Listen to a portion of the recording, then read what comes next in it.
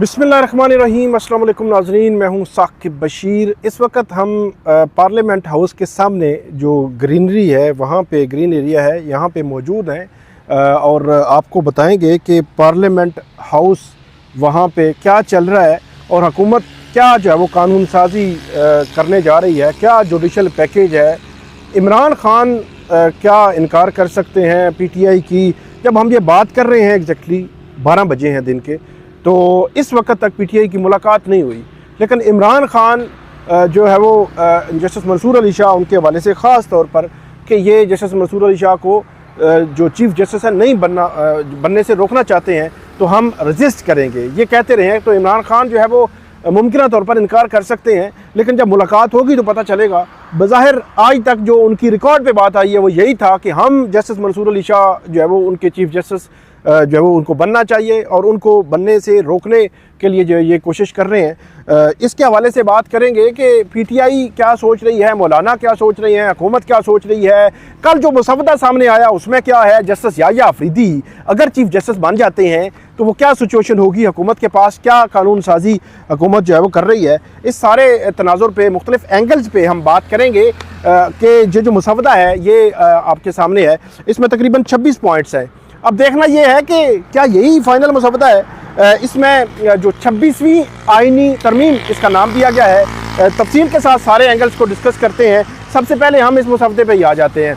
इस मुसवदे का जो लुब्बे लबाब है वो मैं आसान अल्फाज में आपको समझाता हूँ। एक तो 14 और 15 सितंबर को एक मुसवदा आया था, जिस मुसवदे के बाद बहुत डिबेट हुई, बहुत तनकीद हुई और इतनी तनकीद थी कि वहाँ पे हुकूमत जो कुछ करने जा रही थी वो मौलाना फजल रहमान ने कहा था कि रात के अंधेरे में जो है वो काले लिफाफे में काली जो है वो मुसवदा जो है वो उनकी तरमीम लेकर वो आए थे। तो वो जो बात कर रहे थे वो बिल्कुल एग्जैक्टली यही थी कि हुकूमत जो है वो आइन का भी हुलिया बिगाड़ना जा रही थी और हुकूमत जो है वो अदलिया का हुलिया भी बिगाड़ने जा रही थी।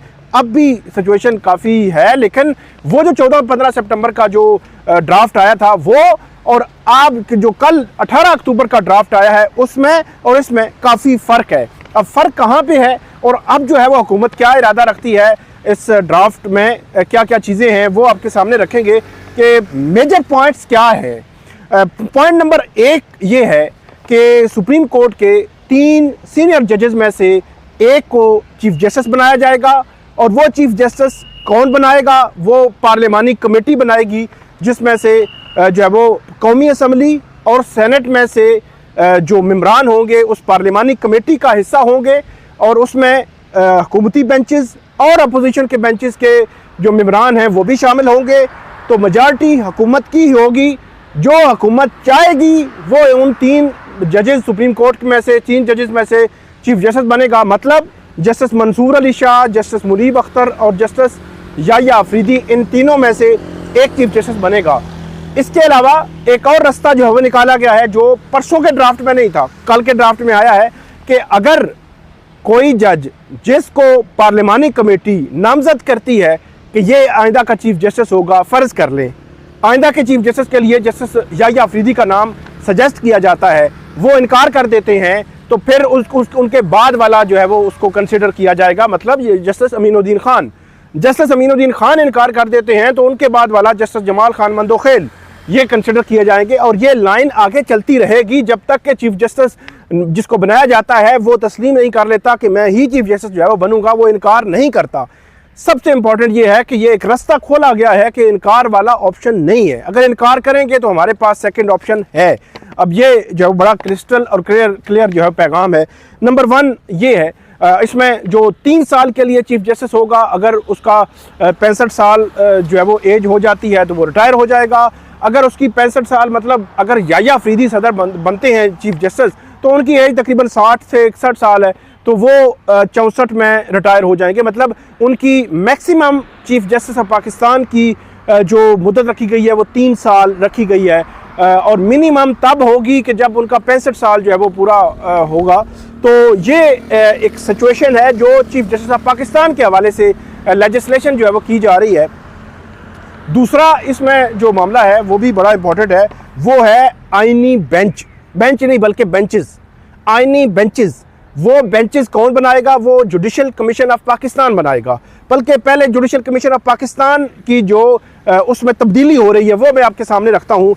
उसमें जो जुडिशल कमीशन ऑफ पाकिस्तान में जो तादाद है उसमें भी मेजॉरिटी जो है वो हुकूमत की होगी और ये जजेस की तैनाती के लिए जो है वो कमीशन बनाया जा रहा है। इसमें जो चीफ जस्टिस ऑफ पाकिस्तान होंगे, 4 सुप्रीम कोर्ट के सीनियर मोस्ट जजेस होंगे, फेडरल मिनिस्टर होंगे, लॉ के अटॉर्नी जनरल होंगे और 15 साल से जो है वो जायद जो प्रैक्टिसिंग लॉयर हैं सुप्रीम कोर्ट के, वो पाकिस्तान बार काउंसिल के नॉमिनी होंगे 2 साल के लिए, वो मेंबर होंगे और 2 मेंबरान होंगे सेनेट से और इसी तरह नेशनल असम्बली से भी जो है वो 2 मेंबरान होंगे।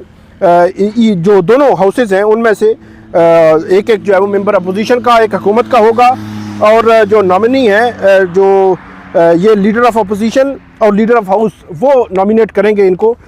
इसके अलावा इसी जो इसमें मेंबरान की जो तादाद है वो ये होगी कि अगर कौमी असम्बली नहीं होगी तो सेनेट में ये सारे मेंबरान सेनेट से हो जाएंगे और एक वेमेन या जो नॉन मुस्लिम है वो मेंबर होगा, मतलब या खातून होगी या नॉन मुस्लिम जो है वो इसका मेंबर बनेगा और इसको नेशनल असम्बली जो टेक्नोक्रेट की सीट पर आए हों जो सेनेट से और उसको नॉमिनेट करेंगे स्पीकर कौमी असम्बली, 2 साल के लिए ये मेंबर बनेंगे। ये जुडिशल कमीशन ऑफ पाकिस्तान की मैं बात कर रहा हूँ। जिस जुडिशल कमीशन ऑफ पाकिस्तान ने जो है वो आइंदा से जो बेंचेस हैं, आइनी बेंचेस की मैं बात कर रहा था कि आइनी बेंचेस बनेंगे, तो आइनी बेंचेस की जो तश्कील होगी कि मतलब उन आइनी बेंचेस में कौन कौन होगा, वो जो है वो जुडिशल कमीशन ऑफ पाकिस्तान के फोरम से होगा और वो जो है वो जो कंट्रोल की हम बात कर रहे थे कि कंट्रोल करना चाहते हैं, जुडिशरी को अपने अंडर करना चाहते हैं, अपनी मर्जी से चलाना चाहते हैं, अपनी मर्जी से आगे बढ़ाना चाहते हैं जुडिशरी को, वो ये है कि यहाँ पे हुकूमत की मेजॉरिटी होगी जुडिशल कमीशन ऑफ पाकिस्तान में, तो इस तरह हुकूमत कंट्रोल कर सकेगी। फिर सुप्रीम कोर्ट के जो जजेस हैं उनकी तैनाती जो है वो जुडिशल कमीशन ऑफ पाकिस्तान से होगी। फिर जो हाई कोर्ट्स के जजेस हैं उनकी जो एवेलुएट करने, उनकी कारकर्दगी की जांच पड़ताल का भी एक तरीकाकार दिया गया है कि वो भी जो है वो जुडिशल कमीशन ऑफ पाकिस्तान देखेगा। कौन? हाई कोर्ट्स के जो जजेस हैं। अच्छा, जुडिशल कमीशन ऑफ पाकिस्तान जो है वो जो बेंचेस बनाएंगे वो बेंचेस आइनी नौयत के मामलात को सुनेंगे, लेकिन इसमें जो अपीलें पहले से पेंडिंग हैं और रिव्यू भी जो पेंडिंग है, उस रिव्यू में मैं आपको बता देता हूँ उसमें जो बल्ले का निशान वाला रिव्यू है वो भी पेंडिंग है, तो वो भी जो है वो बेंचेस में जाएगा। लेकिन 13 जजेस जो फुल कोर्ट सुन चुकी है, तो वो कैसे जो है वो इसमें वो सुनेंगे, ये जो है वो देखने वाली बात है कि 13 जजेस पहले जो सुन चुके हैं केस, अब 13 से कम कैसे सुन सकेंगे उस रिव्यू को, या 13 ही सुनेंगे तो 13 में जो जजेस मौजूद हैं वो मौजूद होंगे और उनमें नए डाले जाएंगे, या आइनी बेंच सुनेगा, ये एक अलग से सवाल है। फिर आइनी बेंच के जो फैसले होंगे उनके खिलाफ क्या अपील प्रोवाइडेड होगी, ये भी बड़ा इंपॉर्टेंट सवाल है। फिर हाई कोर्ट्स के जो आइनी मामलात के हैं वो ऊपर जाएंगे तो वो आइनी बेंचेस सुनेंगे। ये इसमें मल्टीपल चीज़ें रखी गई हैं। 184(3) जो आज खुद नोटिस का इख्तियार है वो इसमें जो है वो ख़त्म किया गया है। इसके अलावा कोई जो है वो डुअल नेशनल जो है वो सुप्रीम कोर्ट का या हाई कोर्ट का जो आला अदलिया है उसका डुअल नेशनल उसका नहीं बन सकेगा, जो जज नहीं बन सकेगा, ये इसमें रखी गई है। पहले इस पर एतराज़ात आते थे लेकिन अब वाज़े तौर पर इसमें लिख दिया गया है कि डुअल नेशनल इसमें नहीं आ सकेगा। इसमें ये जो मुसवदा है इसके चीता पॉइंट्स तो मैंने आपके सामने रखे, लेकिन एक चीज़ बड़ी इंपॉर्टेंट है नाजरीन कि हुकूमत वक़्त जो आइनी मामलात जितने भी होते हैं वो हुकूमत की जानिब से वो आइनी मामलात वो सारे जा रहे होते हैं कहाँ पे? वो अदालतों में। मतलब अगर कोई आइनी कोई कॉन्स्टिट्यूशनल प्रोविज़न जो है उसकी अगर एलेबोरेट करना है उसको, तो वो हाई कोर्ट का मामला हो, वो सुप्रीम कोर्ट का मामला हो, वो उसमें जो रिस्पोंडेंट होता है वो हुकूमत होती है, हुकूमत उसको बता रही होती है और अदालत उसको इंटरप्रेट कर रही होती है। तो ये क्या कन्फ्लिक्ट ऑफ इंटरेस्ट नहीं है? क्या बहुत बड़ा मफाद का टकराव नहीं होगा कि जो है वो एक कॉन्स्टिट्यूशनल प्रोविजन जो आइनी किसी भी शिक को उसकी वजाहत हाई कोर्ट्स में या सुप्रीम कोर्ट में जो मामला है उसको वो करने जा रहे हैं, उसमें रिस्पोंडेंट हुकूमत है और वो खुद ही तय करेगी कि जी सुप्रीम कोर्ट में आइनी बेंच में कौन कौन जजेस होंगे और किस तरह के जजेस होंगे और उसमें रोटेशन भी होगी और सारी चीज़ें वो देखती रहेगी। तो ये भी एक बड़ा कन्फ्लिक्ट ऑफ इंटरेस्ट है। जो एवेल्युएशन पहले थी कि जो सुप्रीम जुडिशल काउंसिल उसको देखती थी जजेस के कंडक्ट के मिसकंडक्ट हुआ है तो उसको वो देखेगी कि मिसकंडक्ट है या नहीं है। तो उस तनाजुर में भी अब एक एवेल्युएशन लगा दी गई है। एक तो 3 जजेस में से सुप्रीम कोर्ट के CJP मतलब चीफ जस्टिस ऑफ पाकिस्तान की सिलेक्शन होनी है, तो वो एक अलग मामला है कि चीफ जस्टिस ऑफ पाकिस्तान की सिलेक्शन के लिए मतलब आप जो है वो अब जो इस दफ़ा चीफ जस्टिस बनेगा, आइंदा के चीफ जस्टिस जो है अभी अपने CV जो है बनाना शुरू कर देगा पॉलिटिकल पार्टीज़ के साथ अपने ताल्लुकात जो है वो किसी न किसी सूरत में, या ये है कि हुकूमत वक़्त के ख़िलाफ़ कोई ऐसे फैसले नहीं देगा कि हुकूमत उसको आइंदा के चीफ जस्टिस की लिस्ट से निकाल दे। तो ये जो कंप्रोमाइज़ हो रही है इंडिपेंडेंस ऑफ जुडिशरी, इसका ज़िम्मेदार कौन है? इसका ज़िम्मेदार, सबसे बड़ा ज़िम्मेदार वो सुप्रीम कोर्ट के अंदर बैठे हुए ही हैं, क्योंकि उनके बहुत फैसले ऐसे आए जिन फैसलों ने जो है वो 63A का फैसला आप देख लें, उसमें जो ऐसे रास्ते निकाले गए, ऐसे रास्ते दिए गए जिससे ऐसे लगता है कि पूरी सहूलतकारी जो है वो हुई है। तो ये एक तासुर बहरहाल मौजूद है कि सहूलतकारी वाला मामला जो है वो हुआ है। लेकिन इसमें एक तो मैंने आपको बता दिया कि वैल्यूएशन करनी है जजेस की तैनाती, चीफ जस्टिस, ये सारी चीज़ें अब जो है वो एग्जेक्टिव के हाथ में है। अब एग्जेक्टिव उसके साथ चलेगा जो एग्जेक्टिव जिसको पसंद करता है। ऐसा तो नहीं है एग्जेक्टिव जिसको पसंद नहीं करता उसको कहेगा कि आप जो साइड पे हो जाएं। और जिंदा मिसाल जस्टिस मंसूर अली शाह हैं। जस्टिस मंसूर अली शाह जो है उनका वो बड़े इंडिपेंडेंट जज हैं, कॉम्पिटेंट जज हैं और बड़ा विजनरी जो है वो जज हैं और बड़ा विजन रखते हैं। वो अदालती इस्लाहात के हवाले से उन्होंने लाहौर हाई कोर्ट में सर्व किया है। उनका जो वहाँ पे ट्रैक रिकॉर्ड बड़ा ही मुस्बत है, लेकिन उनको रोकने के लिए ये सारी तरमीम जो है वो बज़ाहिर की जा रही हैं और उनका रास्ता जो है वो रोका जा रहा है। देखना ये है कि आगे मामलात कैसे बनेंगे। आगे बढ़ते हैं दूसरे मामले की तरफ। ये जो है वो चीफ जस्टिस काजी फायज़ ईसा और चीफ जस्टिस मंसूर अली शाह, ये जो जस्टिस मंसूर अली शाह का रास्ता जो है रोका जा रहा है, जहाँ पे इसमें इमरान खान साहब ने जब ये मैं बात कर रहा हूँ मिड सितंबर की, जब वहाँ पे समातें चल रही थी तो मैं भी जा रहा था, बल्कि ये शुरू में सितंबर के शुरू की बात है जब ये डिस्कशन शुरू हो रही थी कि हुकूमत कोई आनी तरमीम लाना चाह रही है। तो उस वक्त इमरान खान साहब ने जो मीडिया से टॉक कर रहे थे उनमें एक ही वो बात कर रहे थे कि जस्टिस मंसूर अली शाह का रास्ता रोकने के लिए ये आखिरी हद तक जाएंगे, ये आखिरी हद तक कोशिश करेंगे। ये इमरान खान साहब जो कह रहे थे वो कह रहे थे कि वो रास्ता रोकने की कोशिश करेंगे, हम रेजिस्ट करेंगे।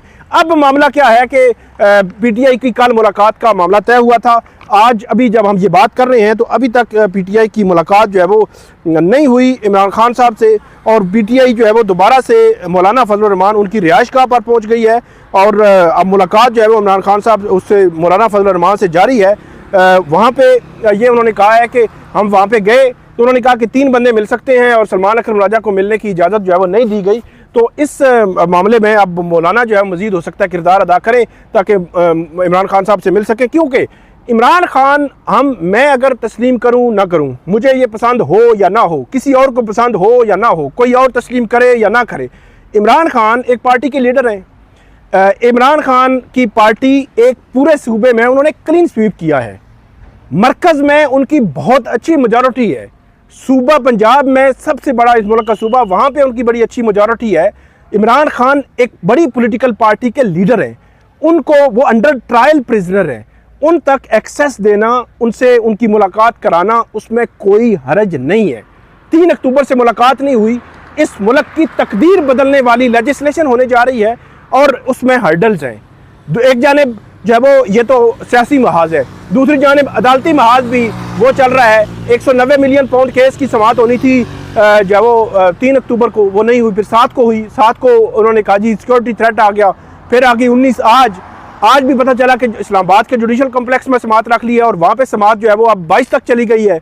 मतलब ऐसे लगता है, ऐसे तासुर मिलता है कि आईनी तरमीम के हवाले से जितनी ये एक्टिविटी हो रही है उस एक्टिविटी में एक डिसकनेक्शन हो PTI की लीडरशिप और जेल में बैठे इमरान खान के दरमियान।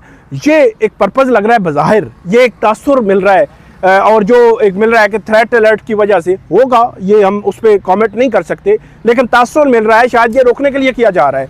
वगरना एक इतनी हाई लेवल की सिक्योरिटी है, आप PTI के 4 बंदों को पूरी उनकी आप जो है वो जामा तलाशी लें, उनकी पूरी जो है वो स्कैनिंग करें, उसके बाद उनको मुलाकात करवा दें। उसमें मुलाकात में कोई हरज है? कोई वो मजमा लेकर तो नहीं जा रहे। तो अगर आप उनकी मुलाकात नहीं करवा रहे, अगर आप उनकी डॉक्टर की मुलाकात नहीं करवा रहे, तो फिर सवालात उठते हैं। फिर सवालात उठते हैं कि शायद जो है वो ये डिसकनेक्शन के लिए ये किया जा रहा है।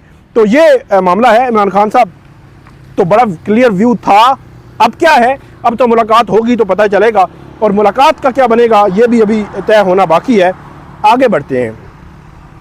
ये जो जस्टिस याहिया अफरीदी हैं, ये तीसरे नंबर के जज हैं। जस्टिस याहिया अफरीदी का मैं बता दूं कि अफरीदी, शाह एंड मिनल्ला ये एक लॉ फर्म थी जो 2006, 7, 8 या इससे पहले, जो पहले तो ये पढ़ते रहे हैं इकट्ठे, जस्टिस याहिया अफरीदी, अतर मिनल्ला और मंसूर अली शाह इकट्ठे जो है वो उन्होंने एजुकेशन हासिल की, फिर लॉ में आए, फिर लॉ की जो है वो उन्होंने जो डिग्री, जस्टिस मंसूर अली शाह और जस्टिस याहिया अफरीदी इकट्ठे जो है पढ़ते रहे हैं।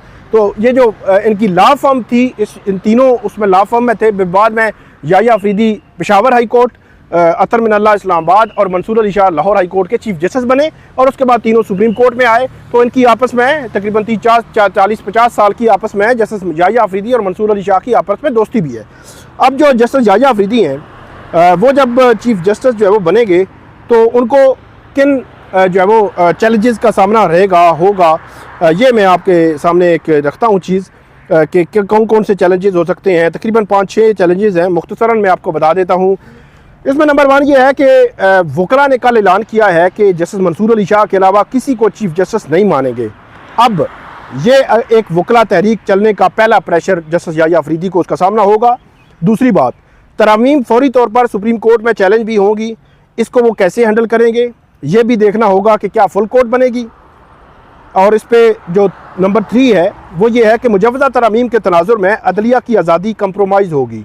इस तनाजुर में सुप्रीम कोर्ट के अंदर से भी रेजिस्टेंस का सामना हो सकता है। चौथा, चीफ जस्टिस बनने के बाद क्या फुल कोर्ट बुलाएंगे? जो चीफ जस्टिस काजी फायज ईसा ने आखिरी 1.5 माह नहीं बुलाई, और अगर chief justice Yahya Afridi full court में अक़लियत में रह गए तो फिर क्या होगा? पाँचवा, अगर जस्टिस मंसूर अली शाह ने बार एसोसिएशन से खिताब शुरू कर दिए, वकील एक्टिव हो गए तो उसका प्रेशर भी आएगा। छठा और आखिरी, हर मामले में जस्टिस याहिया अफरीदी का अपना अलग जो है वो अलग थलग नुक्ता नज़र रहा है, तो क्या अब भी वही रखेंगे? ये 6 जो बड़े अहम किस्म के चैलेंजेस हैं जो जस्टिस याहिया अफरीदी जिनका सामना कर सकते हैं। तो नाज़रीन, मुझे आप दीजिए इजाज़त। तो पार्लियामेंट हाउस के अंदर क्या चल रहा है, आज क्या होगा, आज की जो वीडियोज़ हैं वक्तन फ़क्तन आपको आगाह करते रहेंगे कि क्या चल रहा है सुप्रीम कोर्ट, पार्लियामेंट और सियासी जमातों के दरमियान और अडयाला जेल में। तो ये थी आज की वीडियो, उम्मीद है आपको पसंद आएगी। इस पर फीडबैक दीजिएगा। अल्लाह हाफिज़।